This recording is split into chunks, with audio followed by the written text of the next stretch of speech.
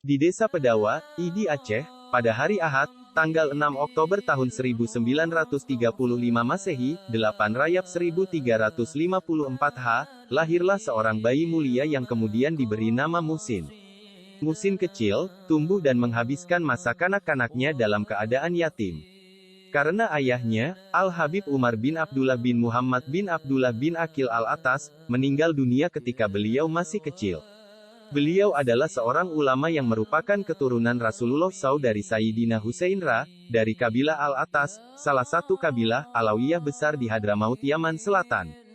Hadramaut memang terkenal sebagai daerah tempat bermukimnya Ba'alawi, para keturunan Sayyidina Husain radhiyallahu ta'ala anhu, dari Syekh Ahmad Al-Muhajir rahimahu Allahu yang berhijrah dari Irak ke Hijaz. Dari Hadramaut inilah asal ayah beliau, yaitu Al-Habib Umar bin Abdullah bin Muhammad bin Abdullah bin Aqil Al-Atas, yang kemudian hijrah ke Aceh. Pada tanggal 25 Februari tahun 2006 Masehi, 26 Muharram 1427 H, beliau rahimahu Allahu ta'ala menghembuskan nafas yang terakhir di Rumah Sakit Tun Aminah Johor Bahru Malaysia, setelah sebelumnya beliau sempat dirawat di rumah sakit tersebut selama 11 hari. Walau beliau dibesarkan dalam keadaan yatim dan harus bekerja di usia yang masih belia, beliau tidak lantas meninggalkan majelis ilmu dan bangku sekolah. Di pagi hari beliau harus pergi ke madrasah, dan di sore harinya beliau bekerja apa saja untuk menafkahi ibunya dan dirinya sendiri. Itu dijalaninya, sampai beliau bisa melanjutkan pendidikan ke perguruan tinggi IAIN Ar-Raniri, Banda Aceh. Tapi baru memasuki semester 2, beliau berhenti kuliah sementara cuti, untuk pergi ke Pekalongan, mencari dan menziarahi kerabat beliau di sana, seperti wasiat ayah beliau sebelum meninggal dunia. Al-Habib Muhsin tinggal di Malang dan mengajar di Darul Hadis selama 6 tahun. Kemudian pulang ke Aceh, untuk melanjutkan kuliah di IAIN Ar-Raniri. Setelah 4 tahun, beliau berhasil menyelesaikan kuliah. Sesuai dengan keinginannya, di Pekalongan Al-Habib Muhsin berhasil berjumpa dan bersilaturahim dengan semua famili yang ada di kota ini. Tapi rupanya Allah Ta'ala punya rencana lain. Di Pekalongan, beliau jatuh sakit, dan secara tidak sengaja, di sana jugalah beliau bertemu dengan Al-Habib Abdul Qadir Bil Faqih, pendiri Mahat Darul Hadith Malang. Dalam keadaan sakit, beliau diijazahi Al-Habib Abdul Qadir, sholawat tib. Dan Al-Habib Abdul Qadir, meminta beliau kalau nanti sembuh, agar datang ke Malang. Memang betul, setelah beliau membaca sholawat tib yang diijazahi Al-Habib Abdul Qadir, dalam waktu yang tidak lama, beliau pun sembuh. Sebagai rasa terima kasih dan untuk menepati janjinya pada Al-Habib Abdul Qadir, maka beliau pergi ke Malang. Sesampainya di Malang, Al-Habib Abdul Qadir meminta beliau untuk mengajar di Mahat Darul Hadith. Setelah meraih gelar Drs, beliau mendapatkan tawaran untuk berkarir di lingkungan Depak Aceh sebagai guru. Tapi di waktu yang bersamaan, beliau juga mendapat surat dari Al-Habib Abdullah bin Abdul Qadir Bil Faqih di Malang, dan meminta beliau untuk kembali lagi ke Darul Hadith. Setelah beliau salat istikharah, beliau pun memilih untuk kembali lagi ke Malang, dan mengajar lagi di Mahat Darul Hadith. Di Darul Hadith, beliau dikenal sebagai guru yang sangat disiplin dan sangat perhatian pada murid-muridnya. Setelah selama 20 tahun Al-Habib Muhsin mengabdikan dirinya di Mahat Darul Hadith, beliau pun berkeinginan untuk mempunyai pondok sendiri. Maka beliau membeli sebidang tanah di Dusun Ngamarto, Lawang. Di atas tanah ini, sebagai langkah pertama, beliau membangun rumah untuk tempat tinggal dan musala kecil untuk salat jamaah dan mengaji Al-Quran anak-anak kecil. Ketika beliau mula-mula tinggal di Ngamarto dan baru merencanakan untuk membangun pondok, banyak rintangan yang harus beliau hadapi. Seperti persoalan tanah yang harus diselesaikan di pengadilan, penolakan dari sebagian warga jahil dan jahat, yang tidak ingin ada orang alim yang mengajarkan kebaikan di wilayah mereka. Beberapa kali mereka berusaha merusak rumah beliau dan berusaha mencelakakan diri beliau dan keluarga. Tapi beliau tidak pernah menghadapi semua itu dengan kekerasan. Beliau selalu tersenyum dan tetap menyapa mereka setiap kali bertemu dengan mereka.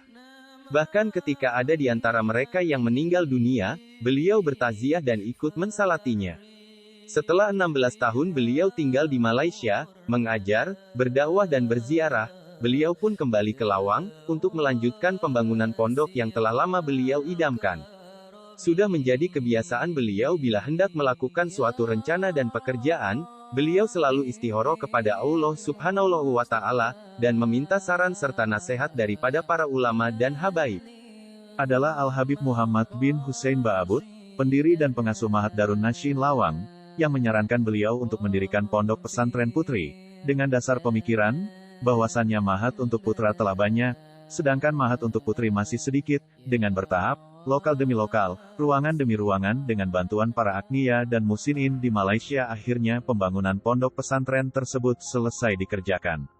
Dan pada hari Ahad TGL tanggal 28 Juni 1998 per 4 Rabiul Awal 1419 H, pondok yang kemudian dinamakan Ma'had Babul Khairat li Tarbiyatil Banat ini, diresmikan oleh Gubernur Jawa Timur waktu itu, Basofi Sudirman, sesuai dengan harapan beliau sejak lama, bahwa didirikannya pondok pesantren Putri Babul Khairat, ialah untuk mendidik dan mengkader para putri-putri Islam menjadi serikandi-serikandi muslimah yang memiliki pengetahuan luas di bidang agama, mempunyai sifat keibuan, guna mendidik tunas-tunas bangsa sebagai generasi penerus yang berguna bagi agama dan negara. Setelah usaha pertama, yaitu mendirikan pondok putri selesai, beliau pun berkeinginan mendirikan pondok pesantren putra, dan telah membeli sebidang tanah seluas 2.400 m2 di Desa Kertosari, Purwosari, Pasuruan. Namun belum lagi beliau melangkah lebih jauh dalam perencanaan pondok ini, ketika beliau jatuh sakit, dan sempat keluar masuk rumah sakit, baik di Indonesia maupun di Malaysia, hingga akhirnya beliau dinyatakan gagal ginjal. Walaupun begitu, beliau masih tetap semangat untuk mewujudkan tujuan mulia tersebut. Dalam kondisi sakit yang sebenarnya mengharuskan beliau untuk istirahat, beliau tetap pulang pergi Indonesia-Malaysia, untuk mencari bantuan dana, guna pembangunan pondok ini. Niat tulus, keikhlasan dan azam beliau yang besar, untuk mendirikan pondok pesantren Putra Babul Khairat, telah Allah Ta'ala catat sebagai amalan yang sempurna di sisinya. Beliau tidak bisa mewujudkan cita-cita mulia tersebut, karena Allah Tabaraka wa Ta'ala harus memanggil beliau ke haribaannya. Al-Habib Ali bin Muhammad Al-Atas, Nazir Madrasah Al-Atas Johor Bahru masa itu, ketika mendengar kemahiran dan kegigihan Al-Habib Muhsin dalam mengajar, beliau pun diminta oleh Al-Habib Ali untuk datang ke Malaysia dan meminta beliau untuk mengajar di Madrasah Al-Atas.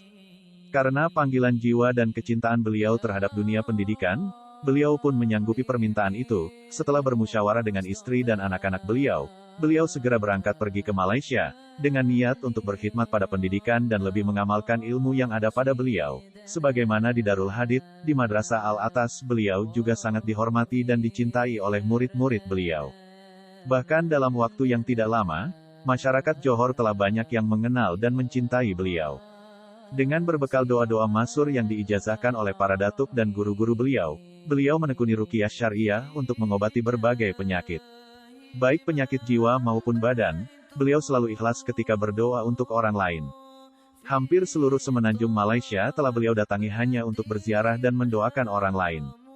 Wajah beliau yang teduh dan senyum beliau yang selalu tersungging, telah menumbuhkan kecintaan yang mendalam pada diri orang yang pertama kali berjumpa dengan beliau.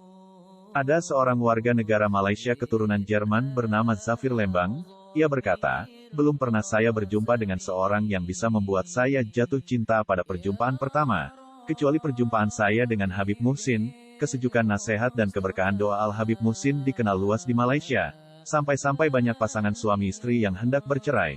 Setelah dinasehati dan didoakan oleh Al-Habib Muhsin, mereka membatalkan rencana mereka, dan kembali melanjutkan rumah tangga dengan mawadah sakinah warahmah.